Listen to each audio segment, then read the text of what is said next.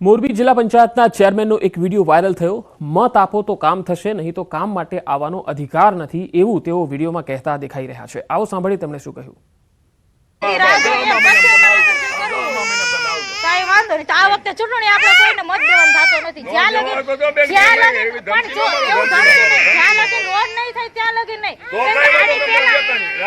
આની પહેલા ચૂંટણી આવી હતી ત્યારે અમને કઈ જતા તમે કીધું હતું તમે અમને નો આપો માંગીએ તો અમારી આગળ પણ આની પહેલા જ્યારે આપણે કીધું તમે અમને નો અમારે હા પર મારી તમે મને કઈ આપ્યું હોય બેન તો તમે મારી પાસે તમારી વાત સાચી। અમે ગઈ વર્ષે ચૂંટણી ગઈ ને ત્યારે અમે કીધેલું જ હતું, કીધું ચૂંટણી કીધું અમને અમે જેટલી સોસાયટીમાં જઈએ ને એ બધે કરી દીધું અમે એવી મહિલા બોલીએ એટલે કાઈ વાંધો નહીં। તમે કીધું તો કાઈ વાંધો નહીં, આપણે 6 મહિના રાહ જોઈ જશે આપણે।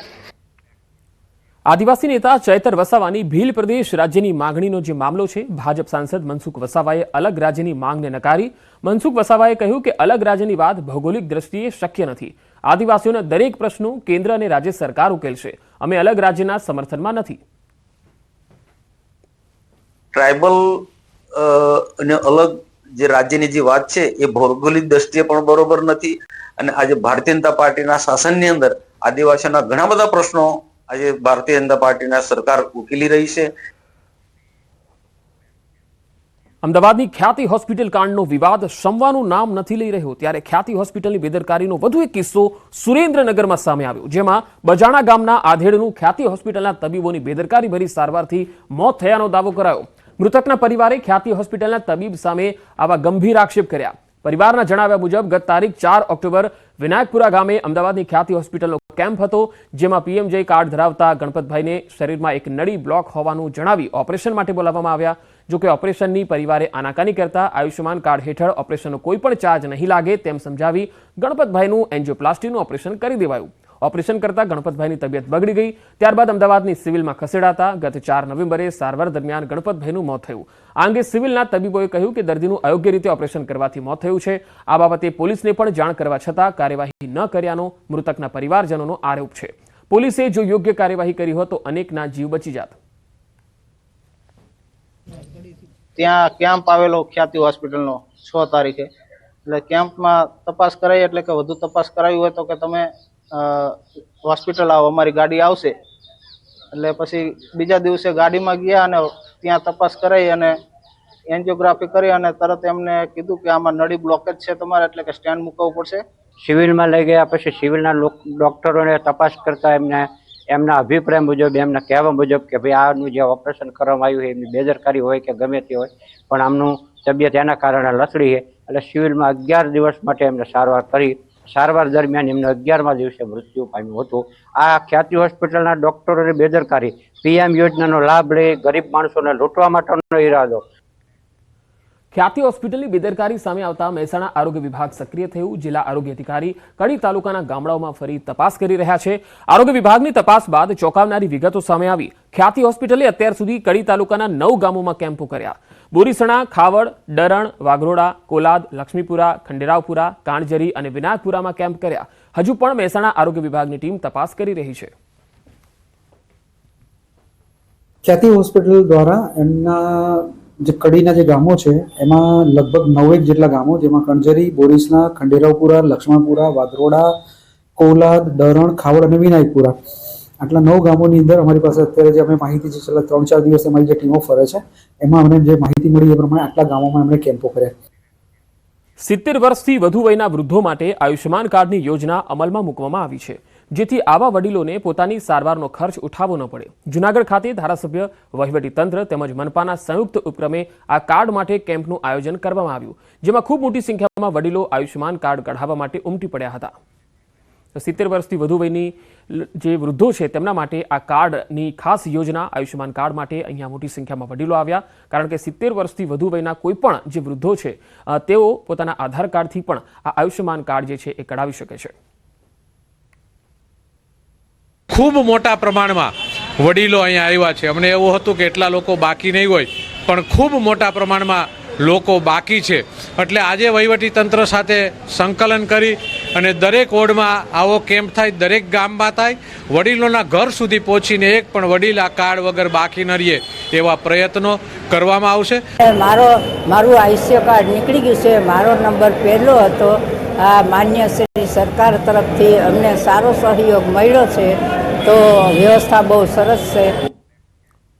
આગળ વધુ સમાચારો પર નજર કરીશું. હાલ રોકાઈશું એક વિરામ માટે.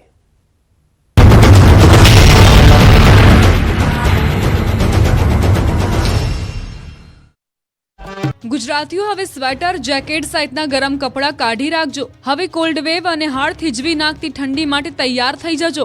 આગામી 3 દિવસ બાદ રાજ્યમાં કાતિલ ઠંડીનું મોજું ફરી વળશે. નવેમ્બર મહિનો અડધો પૂરો થઈ ગયો છે, છતાં હાલમાં ગુજરાતમાં શિયાળાની રાહ જોવાઈ રહી છે. મોટાભાગના શહેરોમાં ગુલાબી ઠંડીનો જ અહેસાસ થઈ રહ્યો છે. તાપમાનનો પારો 14.8 ડિગ્રીથી નીચે ઉતર્યો જ નથી. ત્યારે હવામાન વિભાગે 3 દિવસ પછીથી કડકડતી ઠંડીની આગાહી કરી છે. આગાહી અનુસાર રાજ્યમાં આગામી 19 નવેમ્બરથી હાડ ગગડાવતી ઠંડીની અસર જોવા મળશે. ઉત્તર ભારતમાં હિમવર્ષા થતા ગુજરાતમાં પવનની દિશા બદલાઈ ગઈ છે. ઉત્તર પૂર્વના પવનના લીધે ઠંડીમાં વધારો થશે, જેની અસર 3 દિવસ બાદ જોવા મળશે. ઠંડીનો ચમકારો વધશે. 3 દિવસ બાદ અસલ શિયાળાની ઠંડી શરૂ થશે. જોકે ડિસેમ્બરમાં હાડ થીજવતી ઠંડી પડશે. ઉત્તર ભારતમાં હિમવર્ષાના પગલે હવે ઠંડી ભૂક્કા બોલાવશે, એટલે સ્વેટર કાઢી રાખજો. તો અંબાલાલ પટેલે આગાહી કરી છે કે 23, 24, 25 નવેમ્બરે મજબૂત પશ્ચિમી વિક્ષેપ આવવાની શક્યતા છે. પશ્ચિમી વિક્ષેપના કારણે ન્યૂનતમ મહત્તમ તાપમાન ઘટવાની શક્યતા છે. હાલમાં સાંજે, રાત્રે અને સવારે ઠંડીનો અહેસાસ થઈ રહ્યો છે. જોકે દિવસે સૂરજ માથે ચડતા ગરમીનો અહેસાસ થઈ રહ્યો છે. સૌથી ઓછું તાપમાન ગાંધીનગરમાં 14.8 ડિગ્રી નોંધાયું.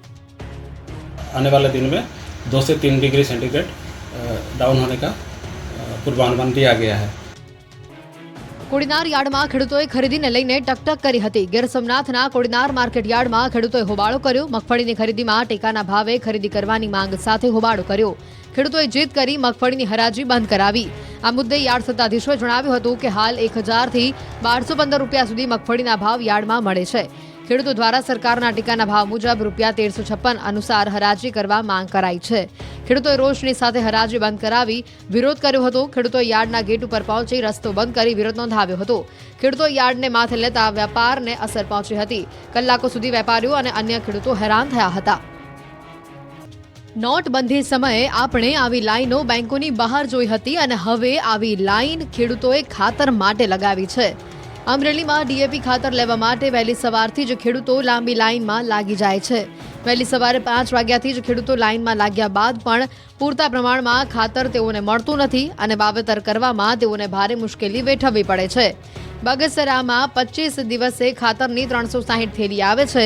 ખેડૂતોનું શિયાળુ પાકના વાવેતર માટે ખાતરની હાલ તાતી જરૂરિયાત હોવાથી ધરતીપુત્રો ખાતર મેળવવા માટે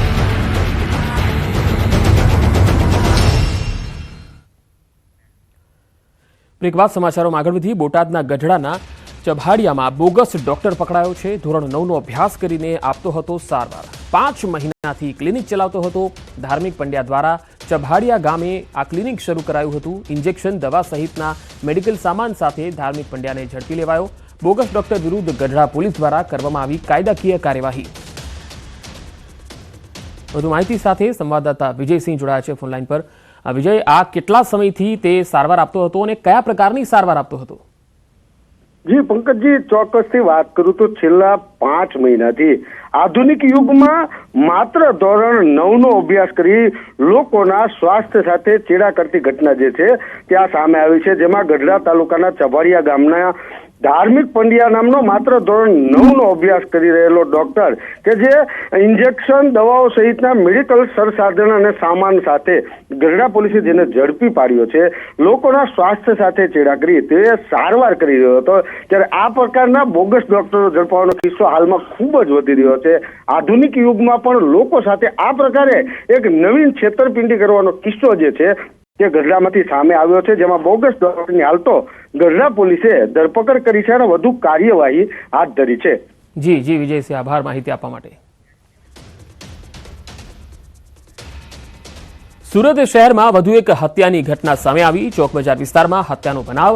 ચોક બજાર વિસ્તારમાં આવેલ પારસ સોસાયટીમાં હત્યા કરીને હત્યારાઓ ફરાર થઈ ગયા. ઘરની બહાર કોઈ અજાણી વ્યક્તિઓ દ્વારા ચપ્પુના ઘા મારી ફરાર થઈ ગયા. આ ઘટનાની જાણ થતાં 108 અને પોલીસ ઘટના સ્થળે પહોંચી હત્યા કયા કારણોસર અને શું બાબતે કરવામાં આવી છે એ જાણી શકાયું નથી. ચોક બજાર પોલીસનો કાફલો સ્થળ પર પહોંચી ગયો છે. આગળની તપાસ ચાલી રહી છે. વધુ માહિતી સાથે સંવાદદાતા કીર્તેશ પટેલ સુરતથી જોડાયા છે. કીર્તેશ, સુરત ફરી એકવાર રક્ત રંજિત બન્યું છે. આ બનાવમાં હાલ શું તફતીશ ચાલી રહી છે? બિલકુલ, સુરતનો કતારગામ વિસ્તાર કહેવાય, ચોક બજાર પોલીસ સ્ટેશન વિસ્તારનો આ વિસ્તાર છે. પારસ સોસાયટીમાં આજે વધુ એક હત્યાની ઘટના સામે આવી છે, જેને લઈને સમગ્ર વિસ્તારમાં ચકચાર મચી જવા પામી છે. ખાસ કરીને કહી શકાય રત્ન કલાકારોનો વિસ્તાર છે. ભરચક વિસ્તાર વચ્ચે અજાયના કેટલાક યુવાનો પહોંચ્યા હતા અને એક યુવકને ચપ્પુના ઘા માર્યા હતા, જેને લઈને યુવક ઘટનાસ્થળે ઢળી પડ્યો હતો. સ્થાનિક લોકો 108 ને જાણકારી આપતા 108 તાત્કાલિક ઘટનાસ્થળે દોડી આવી હતી. પોલીસ દોડી આવી હતી. જોકે 108 સારવાર આપે પહેલા જ આ યુવકનું મોત થઈ ગયું હતું, જેને લઈને સમગ્ર વિસ્તારમાં હાલ અરેરાટી ભર્યો માહોલ ફેલાયો છે. આ યુવકની હત્યા કોણે કયા કારણસર કરી છે તેને લઈને ચર્ચાનો દોર શરૂ થયો છે. તો બીજી બાજુ પોલીસે હત્યાનો ગુનો દાખલ કરી તપાસ શરૂ કરી છે. જી કીર્તેશ, આભાર માહિતી આપવા માટે.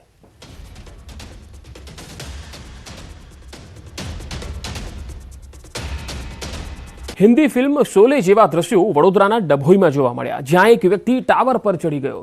જો કે આ યુવકની હરકત પાછળનું કારણ અલગ હતું. મોબાઈલના હપ્તા બાઉન્સ થતા યુવકે તાઇફો કર્યો અને જારોલા વાડી પાસે આવેલા મોબાઈલ ટાવર પર ચડી ગયો.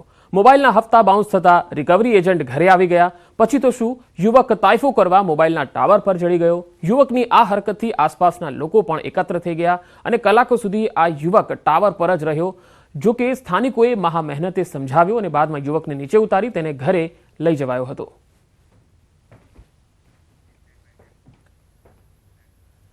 સુરેન્દ્રનગરના ચુડા તાલુકાના કરમડા ગામે શ્રીજી વિદ્યાધામ સ્વામિનારાયણ ગુરુકુળ ખાતે પંચાબ્દી મહોત્સવનું આયોજન કરાયું, જેમાં મુખ્યમંત્રી ભૂપેન્દ્ર પટેલ ઉપસ્થિત રહ્યા.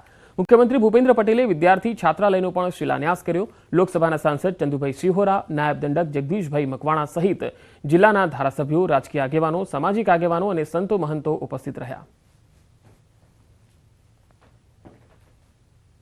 આજે કરમડ ગુરુકુળ સ્થાપનાના 5 વર્ષ પૂર્ણ થવાના પંચાબ્દી મહોત્સવ અંતર્ગત નૂતન વિદ્યાર્થી છાત્રાલયનું શિલાન્યાસ, દીકરીઓના સમૂહ લગ્ન, શ્રીમદ સત્સંગી જીવનકથા, અન્નકૂટ મહોત્સવ તથા બીજ મંત્ર અનુષ્ઠાનના અનેકવિધ આયોજન બદલ સ્વામિનારાયણ સંપ્રદાયને ખૂબ ખૂબ અભિનંદન પાઠવું છું.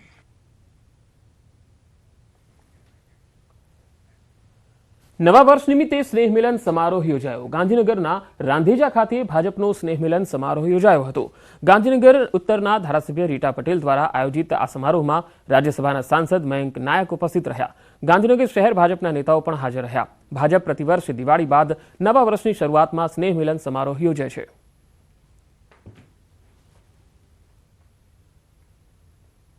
આ સ્નેહ સંમેલન ભારતીય જનતા પાર્ટીના કાર્યકર્તાઓના માટે કરવામાં આવ્યું છે, પણ સાથે સાથે અમે ગાંધીનગરના અલગ અલગ સંસ્થાઓના અગ્રણીઓ, અલગ અલગ સમાજના આગેવાનો, સંતો, મહંતોને પણ આજે આમંત્રણ આપ્યું છે. અને વિસ્તારના લોકપ્રિય સાંસદ અને દેશના ગૃહમંત્રી આદરણીય અમિતભાઈ શાહ સાહેબના સંસદીય મત વિસ્તાર પૈકીની આ વિધાનસભા છે. આ વિધાનસભાના પ્રભારી તરીકે મને અહીંયા આજે ઉપસ્થિત રહેવાનો અવસર પ્રાપ્ત થયો છે. તો ગાંધીનગરના રાંધેજા ખાતે આ સ્નેહ મિલનનું આયોજન હતું, જેમાં મોટી સંખ્યામાં કાર્યકર્તાઓ અને સ્થાનિક આગેવાનો પણ ઉપસ્થિત રહ્યા. ગાંધીનગરમાં વિમેન્સ ક્રિકેટ કપ 2024નું આયોજન થયું. અલગ અલગ 8 ટીમો ગાંધીનગર ખાતે ક્રિકેટ રમશે. મહિલાઓ માટે પહેલીવાર આ પ્રકારે ક્રિકેટ ટુર્નામેન્ટનું આયોજન થયું છે. ગાંધીનગર, વડોદરા, અમદાવાદની ટીમો અઠવાડિયા સુધી આ ટુર્નામેન્ટમાં રમશે. આખી ટુર્નામેન્ટનું આયોજન ગર્લ્સ ખેલાડીઓના માતા પિતા કરે છે. આજે આપણે અહીંયા ટુર્નામેન્ટ ઓર્ગેનાઇઝ કરી છે. ગાંધીનગરમાં શાયદ પહેલી વખત ટુર્નામેન્ટ્સ થઈ રહી છે, એ બી ગર્લ્સ માટે. આજથી 5 વર્ષ પાછળ જઈએ તો આપણે જોઈએ છે કે ગર્લ્સનો આટલો બધો વિકાસ નહોતો ક્રિકેટને લઈને, પણ હવે 5 વર્ષથી બહુ જ વધારે ગર્લ્સ ઇન્વોલ્વ થઈ રહી છે. લોકો એક્સાઇટમેન્ટ લોકોનું વધ્યું છે, ગર્લ્સ ક્રિકેટને સપોર્ટ કરતા થયા છે. તો એ રિગાર્ડિંગ આપણે ક્યારનું આ વસ્તુનું આયોજન કરતા હતા અને ફાઇનલી આપણે એ વસ્તુ પૂરી થઈને આપણે આ ટુર્નામેન્ટ આજથી ચાલુ કરીએ છીએ, જે એક વીક ચાલશે. તો આ બુલેટિનમાં અત્યારે આટલું જ. નમસ્કાર.